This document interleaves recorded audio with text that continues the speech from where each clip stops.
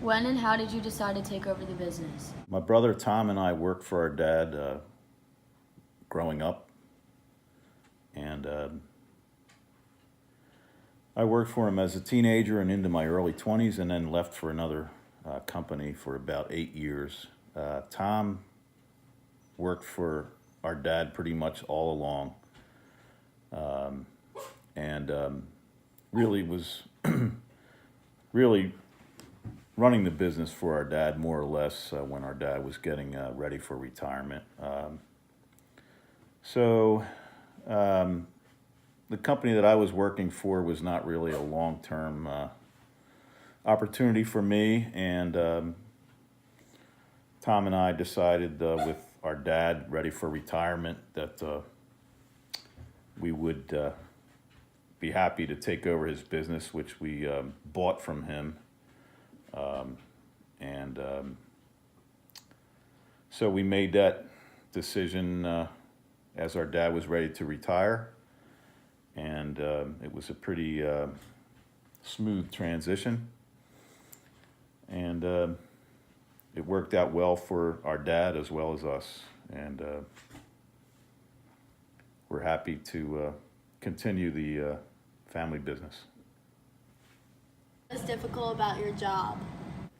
So the most difficult aspects of my job, I would say number one would be hiring and retaining a good workforce.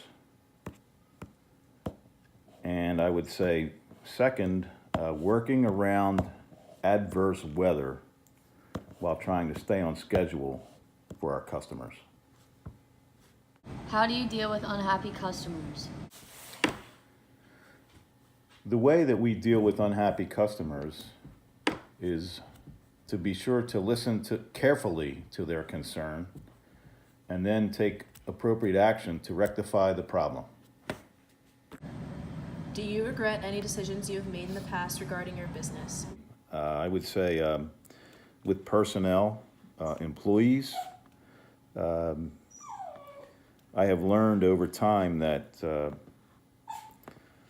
if we have someone who's not up to our standard, not representing our company as we want them to,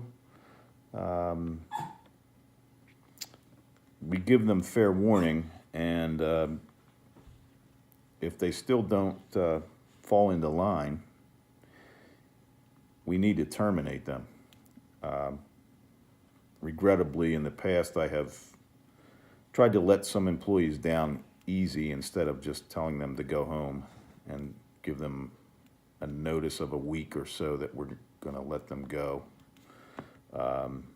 More so from lack of work than the real reason, which was lack of performance. And that has come back to cause us problems when we give someone warning that should be fired that day. So we don't do that anymore. After fair warning, if we have an employee that's not representing our company the way they should, then we terminate them immediately.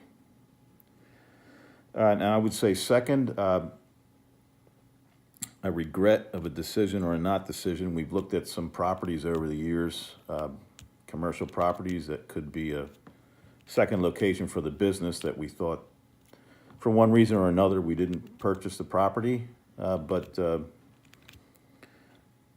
I guess as happens often with real estate deals, now you wish that you owned it. So I drive by a couple of these properties now and think to myself when I drive by that I should have bought that back then. What are your responsibilities as a business owner? First of all, to our customers, my responsibility is to provide a professional, timely service and meet or exceed their expectations. To our employees, my responsibility is to provide a safe, rewarding work environment with opportunity for advancement and long-term job security. And last but not least, my responsibility as a business owner is to provide for the continuation and long-term success of the business.